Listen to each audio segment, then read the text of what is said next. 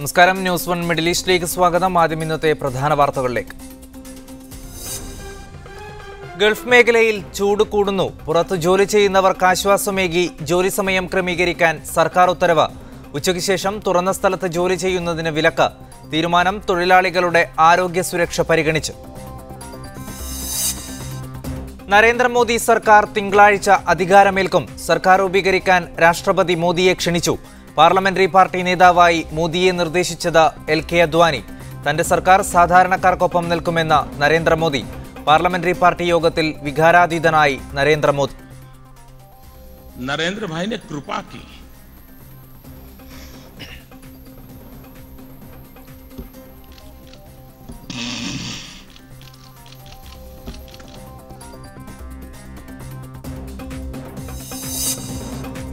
മോദിക്ക് പിന്തുണയുമായി Syro Malabar major archbishop Mar George Alencherry. Modi അധികാരത്തിലെത്തുന്നതിനെ ന്യൂനപക്ഷ സമുദായങ്ങൾ ഭയപ്പെടേണ്ടതില്ലെന്ന് ആലഞ്ചേരി.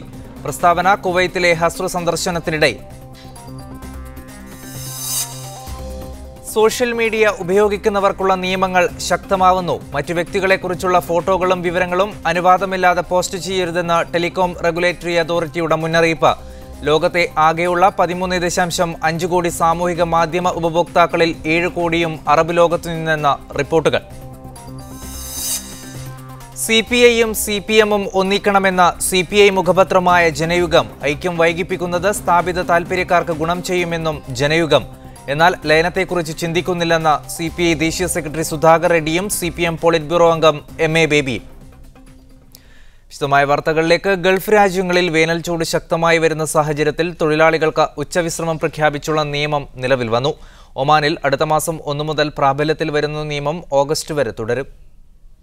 തുറസായ സ്ഥലങ്ങളിൽ വെയിലത്ത് ജോലിയെടുക്കുന്ന തൊഴിലാളികൾക്കാണ് ഉച്ചവിശ്രമം നിർബന്ധമാക്കിയത്.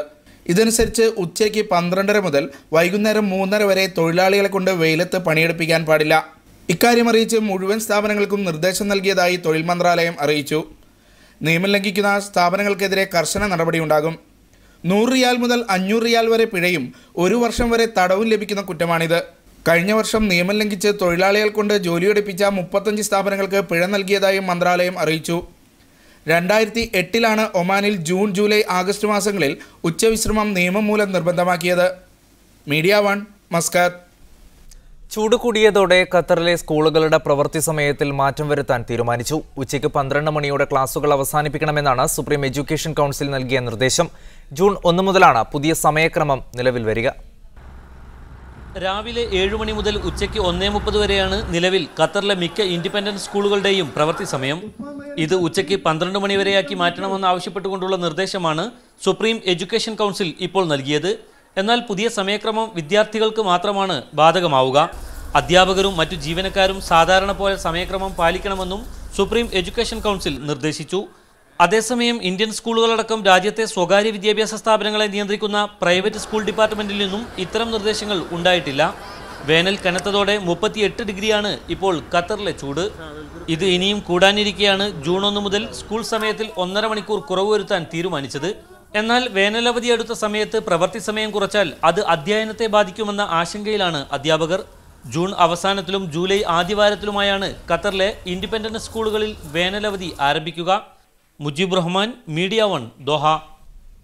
കൊടും ചൂടിൽ തുറന്ന സ്ഥലങ്ങളിൽ ജോലി ചെയ്യുന്നതിന് സൗദി തൊഴിൽ മന്ത്രാലയവും നിയന്ത്രണം ഏർപ്പെടുത്തി. ചൂട് കഠിനമാകുന്ന ജൂൺ 15 മുതൽ സെപ്റ്റംബർ 15 വരെ ഉച്ചസമയത്ത് തുറസായ സ്ഥലങ്ങളിൽ തൊഴിലെടുപ്പിക്കുന്നത് നിരോധിച്ചുകൊണ്ട് മന്ത്രി ആദിൽ ഫഹി വിജ്ഞാപനമിറക്കി.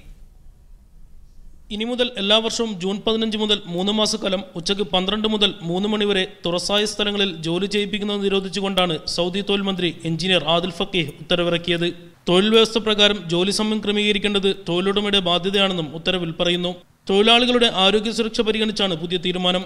കാലാവസ്ഥാ മാറ്റത്തിനനുസരിച്ച് തൊഴിൽ സമയങ്ങളിൽ മാറ്റം വരുത്തുന്നത് തൊഴിൽ താൽപ്പര്യങ്ങൾ സംരക്ഷിക്കുന്നതിന്റെ ഭാഗമാണെന്നും ആദിൽ ഫക്കീഹ് പറഞ്ഞു. തൊഴിലാളികൾക്ക് ആരോഗ്യപരമായ അന്തരീക്ഷം ഒരുക്കുന്നത് ഉൽപാദനക്ഷമത വർദ്ധിപ്പിക്കുമെന്നും മന്ത്രി പറഞ്ഞു. എണ്ണ, ഗ്യാസ് മേഖലകളിൽ ജോലി ചെയ്യുന്നവരെയും അടിയന്തര ഘട്ടങ്ങളിൽ മെയിൻ്റനൻസ്, ശുചീകരണ പ്രവർത്തനങ്ങളിൽ ഏർപ്പെടുന്ന തൊഴിലാളികൾക്കും ഇളവ് നൽകിയിട്ടുണ്ട്.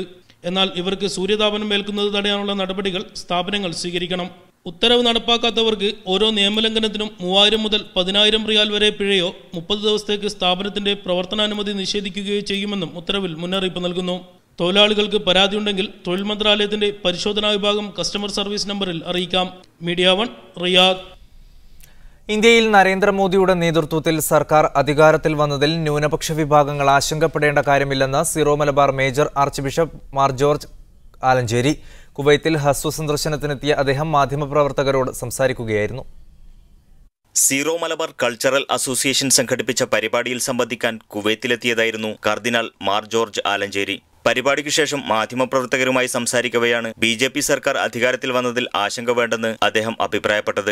ജനങ്ങളാൽ തെരഞ്ഞെടുക്കപ്പെട്ട BJPയുടെ നേതൃത്വത്തിലുള്ള NDAയുടെ ഭരണം, അതിൽ ശ്രീ നരേന്ദ്രമോദിയുടെ നേതൃത്വം, പ്രധാനമന്ത്രി എന്നുള്ളത് തീർച്ചയായിട്ടും രാജ്യത്തിൻ്റെ നന്മയ്ക്ക് ഉപകരിക്കത്തക്ക രീതിയിൽ പരിണമിക്കുമെന്നുള്ള പ്രതീക്ഷയാണ്. പിന്നെ അതിൽ ആശങ്കകൾ ജനിപ്പിക്കുന്ന അംശങ്ങൾ ക്രമേണ ഇനി ഉണ്ടെങ്കിൽ തന്നെ ക്രമേണ ദൂരീകരിക്കപ്പെടുമെന്ന് നമുക്ക് പ്രതീക്ഷിക്കാം.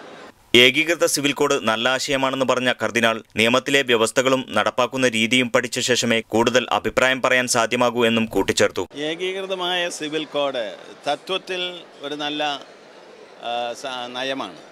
ആ ഏകീകൃത സിവിൽ കോഡിൻ്റെ ക്ലോസസ് എങ്ങനെ ആയിരിക്കും, അത് നടപ്പിലാക്കുന്ന രീതി എങ്ങനെ ആയിരിക്കുമെന്ന് ഒന്നും ഒരു ബില്ല് വന്നിട്ടില്ല. അങ്ങനെ ഒരു ബില്ല് വരുമ്പോഴാണ് നമ്മളത് പഠിക്കുന്നത്. അപ്പോൾ മാത്രമേ നമുക്കൊരു അതിനെക്കുറിച്ചുള്ള പ്രതികരണം പറയാൻ സാധിക്കൂ. കസ്തൂരി രംഗൻ റിപ്പോർട്ടുമായി ബന്ധപ്പെട്ട പ്രശ്നങ്ങൾ ഇടുക്കിയിലെ തെരഞ്ഞെടുപ്പ് ഫലത്തെ കാര്യമായി സ്വാധീനിച്ചതായി പറഞ്ഞ അദ്ദേഹം മുല്ലപ്പെരിയാർ വിഷയത്തിൽ കോടതി വിധി മാനിച്ചുകൊണ്ടുതന്നെ അപകടാവസ്ഥ ഒഴിവാക്കാൻ സർക്കാർ ശ്രദ്ധ ചെലുത്തണമെന്നും ആവശ്യപ്പെട്ടു. Muneer Ahmed, media 1 Kuwait city. 14ാമത് പ്രധാനമന്ത്രിയായി നരേന്ദ്രമോദി തിങ്കളാഴ്ച സത്യപ്രതിജ്ഞ ചെയ്യും. ഇന്നു നടന്ന BJP പാർലമെന്ററി പാർട്ടി യോഗത്തിലും NDA MPമാരുടെ യോഗത്തിലും മോദിയെ നേതാവായി തിരഞ്ഞെടുത്തു. നരേന്ദ്രമോദിയെ നേതാവായി തിരഞ്ഞെടുത്ത BJP പാർലമെന്ററി പാർട്ടി യോഗം വൈകാരിക പ്രകടനങ്ങൾ കൊണ്ടും നാടകീയ മുഹൂർത്തങ്ങൾ കൊണ്ടും ശ്രദ്ധേയമായിരുന്നു. ജനപ്രിയനും പ്രശസ്തനുമായ നേതാവായ നരേന്ദ്രമോദിയെ പാർലമെന്ററി പാർട്ടി നേതൃസ്ഥാനത്തേക്ക് നിർദ്ദേശിക്കുന്നതിൽ സന്തോഷമുണ്ടെന്നാണ് LK അദ്വാനി പറഞ്ഞത്. ഇത്രയും വലിയ വിജയം നേടിത്തരുന്നത് വഴി പാർട്ടിക്കൊരു വലിയ ഔദാര്യമാണ് നരേന്ദ്രമോദി ചെയ്തിരിക്കുന്നതെന്നും അദ്വാനി പറഞ്ഞു. എന്നാൽ സ്വന്തം അമ്മയെ സേവിക്കുന്നത് ഒരിക്കലും ഔദാര്യമല്ലെന്ന് നരേന്ദ്രമോദി മറുപടി പ്രസംഗത്തിൽ പറഞ്ഞു. പാർട്ടിയും രാജ്യവും അമ്മയെപ്പോലെയാണെന്നും രാജ്യത്തെ സേവിക്കാനുള്ള അവസരം നൽകിയ പാർട്ടിയാണ് തന്നോട് ഔദാര്യം കാട്ടിയതെന്നും പറഞ്ഞ മോദി വികാരാധീനനായി. भाइयों बहनों, अडवाणी जी ने एक शब्द प्रयोग किया. मैं अडवाणी से प्रार्थना करता हूं वो शब्द उपयोग न करें. उन्होंने कहा नरेंद्र भाई ने कृपा की.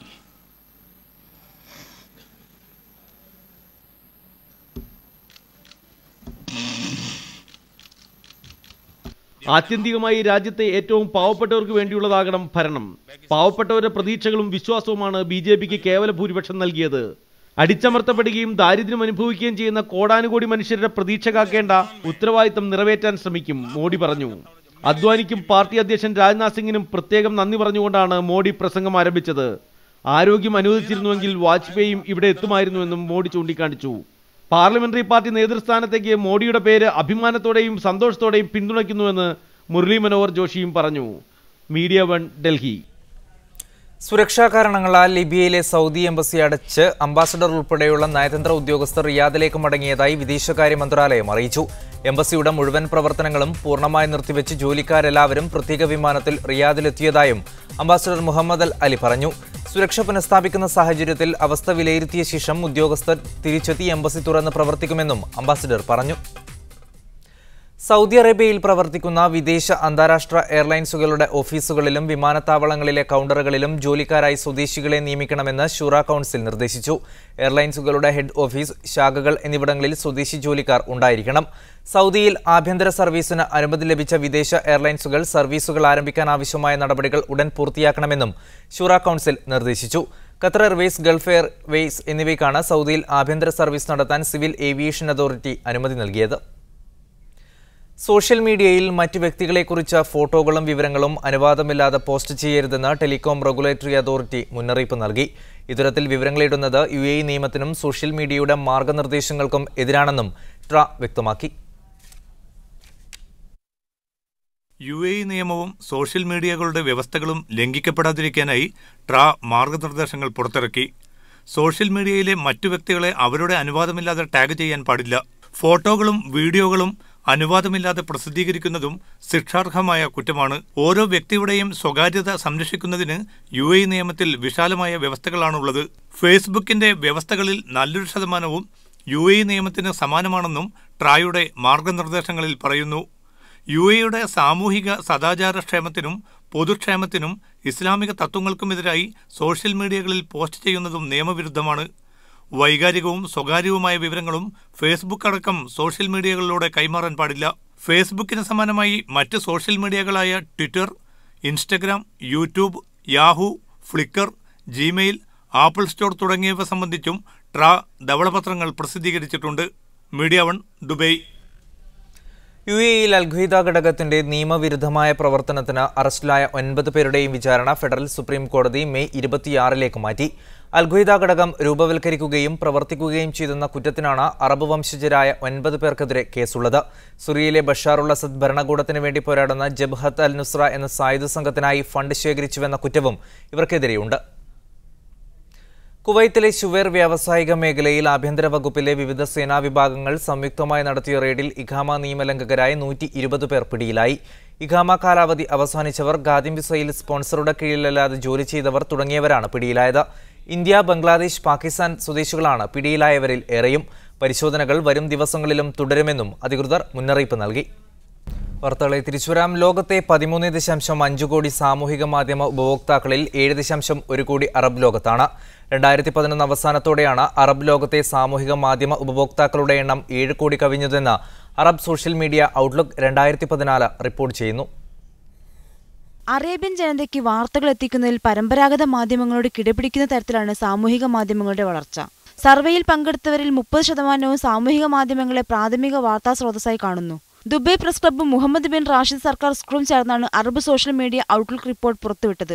ഈജിപ്താണ് ഏറ്റവും കൂടുതൽ ഫേസ്ബുക്ക് ഉപഭോക്താക്കളുള്ള അറബ് രാജ്യമെങ്കിലും 2013 ഫേസ്ബുക്ക് ഉപഭോക്താക്കൾ ഏറ്റവും കൂടുതൽ വർദ്ധിച്ച അറബ് രാജ്യം UAE ആണ്. 10 ലക്ഷം പേരാണ് കഴിഞ്ഞ വർഷം രാജ്യത്ത് ഫേസ്ബുക്ക് ഉപയോഗിച്ചു തുടങ്ങിയത്. സർവേയിൽ പങ്കെടുത്ത ബിരുദാനന്തര ബിരുദക്കാരായ 75% തങ്ങളുടെ അറിവുകൾ സാമൂഹിക മാധ്യമങ്ങൾ വഴി വിദ്യാർത്ഥികളുമായി പങ്കുവെക്കാൻ തയ്യാറാണെന്ന് അറിയിച്ചു.